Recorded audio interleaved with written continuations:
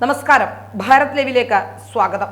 K മുരളീധരനെ വയനാട്ടിൽ മത്സരിപ്പിക്കുന്നതിന് തടസ്സമില്ല എന്നും ഏത് സ്ഥാനത്തിനും യോഗ്യനാണെന്നുമൊക്കെ ആവശ്യമെങ്കിൽ KPCC അധ്യക്ഷ സ്ഥാനം പോലും കെ മുരളീധരനെ വിട്ടുകൊടുക്കാൻ താൻ സന്നദ്ധനാണെന്നും അധ്യക്ഷ സ്ഥാനത്ത് കടിച്ചു തൂങ്ങില്ലെന്നുമാണ് കെ സുധാകരൻ കൂട്ടിച്ചേർക്കുന്നത്.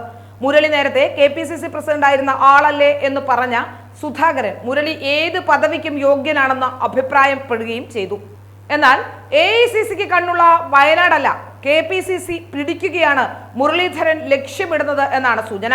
അധ്യക്ഷ സ്ഥാനത്തേക്ക് മുരളിക്ക് പിന്തുണയുമായി യൂത്ത് കോൺഗ്രസുകാരും ഇപ്പോൾ രംഗത്ത് വന്നു കഴിഞ്ഞു. 18 സീറ്റിന്റെ വിജയത്തിളക്കത്തിൽ UDF നിൽക്കുമ്പോഴും അതിന്റെ മാധുര്യം തൃശൂരിലെ 3ാം സ്ഥാനം കെടുത്തിക്കളഞ്ഞിട്ടുണ്ട്. BJPക്ക് തൃശൂർ പിടിക്കാൻ അവസരം ഒരുങ്ങിയത് വലിയ വിമർശനത്തിനും പാർട്ടിക്കുള്ളിലും പുറത്തുമൊക്കെ കാരണമായിട്ടുണ്ട്. തൃശൂരിലെ കോൺഗ്രസിനുള്ളിലെ കലഹവും ഇനി തെരഞ്ഞെടുപ്പ് രാഷ്ട്രീയത്തിലേക്കില്ല എന്ന കെ മുരളീധരന്റെ പ്രഖ്യാപനവും പാർട്ടിയെ അക്ഷരാർത്ഥത്തിൽ പ്രതിസന്ധിയിലാക്കി. വയനാട് മുന്നിലേക്ക് വെച്ച് മുരളീധരനെ അനുനയിപ്പിക്കാനുള്ള ശ്രമങ്ങൾക്കാണ് KPCC അധ്യക്ഷനും നിയുക്ത കണ്ണൂർ MP-യുമായ കെ സുധാകരനും നീക്കം നടത്തുന്നത്. കോഴിക്കോട് കൂടിക്കാഴ്ചയ്ക്ക് കളമൊരുങ്ങിയപ്പോൾ കെ മുരളീധരൻ ചില ഉപാധികൾ മുന്നോട്ട് വയ്ക്കാനുള്ള സാധ്യതയുമുണ്ട് എന്നും സൂചനകളുണ്ട്. AICC തീരുമാനം വരാൻ സാധ്യതയുണ്ടെന്നിരിക്കെ അതിനെതിരെ വരുന്ന ഒന്നിലും തൽക്കാലം കൈവയ്ക്കാൻ മുരളീധരൻ ഉദ്ദേശിക്കുന്നുമില്ല. KPCC അധ്യക്ഷ സ്ഥാനം നിലവിലെ സാഹചര്യത്തിൽ ആവശ്യപ്പെട്ടാൽ ഒരു സാധ്യത നിലവിൽ സമ്മർദ്ദ സമയത്തുണ്ടെന്ന് കരുണാകരപുത്രൻ കരുതുന്നുമുണ്ട്. പൊതുജീവിതത്തിൽ നിന്നും വിട്ടുനിൽക്കുമെന്ന് അറിയിച്ച മുരളീധരനെ അനുനയിപ്പിച്ച് മുഖ്യധാരയിലേക്ക് തിരികെ കൊണ്ടുവരാൻ വലിയ ഒത്തുതീർപ്പിന് പാർട്ടി വഴങ്ങുമെന്ന് ചില മുരളീധരന്റെ അനുകൂലികളും യുവ നേതാക്കളും ഒക്കെ കരുതുന്നുണ്ട്. BJPക്കെതിരെ പണ്ട് നേമത്തും ഇപ്പോൾ തൃശൂരും പിന്നെ വടകരയിൽ CPM-നെതിരെ ചാവേറായതും അങ്ങനെ ഇറങ്ങിയ മുരളിക്ക് യുവാക്കൾക്കിടയിൽ ഒരു പോരാട്ട വീര്യത്തിന്റെ മുഖമാണ് എന്നൊക്കെ ഒരു ധാരണയുണ്ടായിരുന്നു. എന്നാൽ തൃശ്ശൂരിലെ ഒരു വിഭാഗം കൃത്യമായി മുരളിക്കായി ശബ്ദമുയർത്തുമ്പോൾ ഔദ്യോഗിക പക്ഷത്തുള്ളവർക്ക് ശബ്ദം നഷ്ടപ്പെട്ടു പോകുന്നു. ലോക്സഭാ തെരഞ്ഞെടുപ്പിൽ 3ാമതായതിനെ തുടർന്ന് സംഘടനാ രീതിക്കെതിരെ മുരളീധരൻ രംഗത്തെത്തിയതിന് പിന്നാലെ യൂത്ത് കോൺഗ്രസും എത്തിയതോടെ കാര്യങ്ങൾ അങ്ങനെ ഒതുക്കി തീർക്കാനാവില്ല എന്ന് KPCCക്ക് മനസ്സിലായി. ഏതായാലും MP-യായ KPCC അധ്യക്ഷന് പകരക്കാരനായി പാർട്ടിക്കായി എല്ലായ്പ്പോഴും പൊരുതി നേടുകയും വീഴുകയും ചെയ്ത മുരളിയെ അധ്യക്ഷ സ്ഥാനത്തേക്ക് എത്തിക്കാൻ പലർക്കും താല്പര്യവുമുണ്ട്.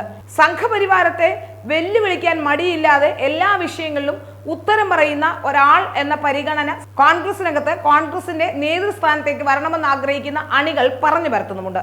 ഏതായാലും തൃശ്ശൂരിലെ തോൽവിയും പാർട്ടിക്കുള്ളിലെ മുറുമുറുപ്പും യൂത്ത് കോൺഗ്രസിന്റെ അമർഷവും മുരളിയുടെ പ്രതികരണവും പാർട്ടിക്ക് പുതിയൊരു അധ്യക്ഷനെ സംസ്ഥാനത്ത് നൽകുമോ എന്ന ചോദ്യം ശക്തമാക്കുന്നുണ്ട്. ഏതായാലും മുരളീധരനെ ഇങ്ങനെയൊക്കെ രക്ഷപ്പെടുത്താനുള്ള ശ്രമം നടത്തുമ്പോഴും VD സതീശന്റെ വാദം മറ്റൊന്നാണ്. VD സതീശൻ ഇപ്പോൾ പറയുന്നത് മുരളീധരനെ വെട്ടാനുള്ള മാർഗങ്ങൾ ആരാഞ്ഞുകൊണ്ടിരിക്കുകയാണെന്നാണ് മനസ്സിലാക്കാൻ സാധിക്കുന്നത്. VD സതീശൻ പറയുന്നത് ഈ കാര്യത്തിലൊന്നും ഒരു തീരുമാനവുമായിട്ടില്ല. വയനാട് നൽകുന്ന കാര്യത്തിലോ KPCC അധ്യക്ഷ സ്ഥാനത്തിലോ ഒന്നും തന്നെ ഒരു തീരുമാനവും എടുത്തിട്ടില്ല എന്ന് തന്നെയാണ്. അതിൽ നിന്ന് നമുക്ക് മനസ്സിലാക്കേണ്ടത് മുരളീധരൻ ഇവിടെ പാർട്ടിയുടെ അധ്യക്ഷനാകുന്നതിനോ അല്ലെങ്കിൽ മുരളീധരന്റെ തോൽവി പോലും VD സതീശൻ ആഗ്രഹിച്ചിരുന്നു എന്നാണ്.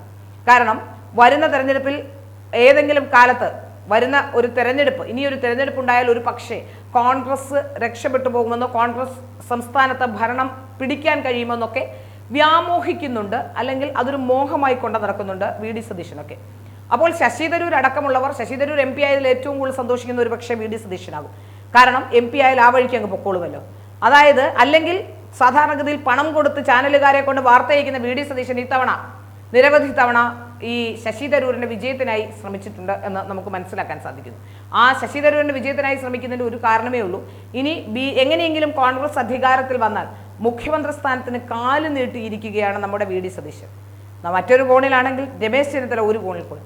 അതിലും അപ്പുറം എല്ലാ BJPയെ പ്രതിരോധിക്കാനുള്ള ആളെന്ന ഇമേജ് ഉണ്ടാക്കാൻ അല്ലെങ്കിൽ ഞാൻ വലിയ സംഭവമാണെന്ന് പറഞ്ഞുകൊണ്ട് മത്സരിച്ച മുരളീധരന്റെ തോൽവി, ആ മുരളീധരനും മുഖ്യമന്ത്രി സ്ഥാനം കാത്ത് കാലിങ്ങനെ നീട്ടിവെച്ചിരിക്കുകയാണ്.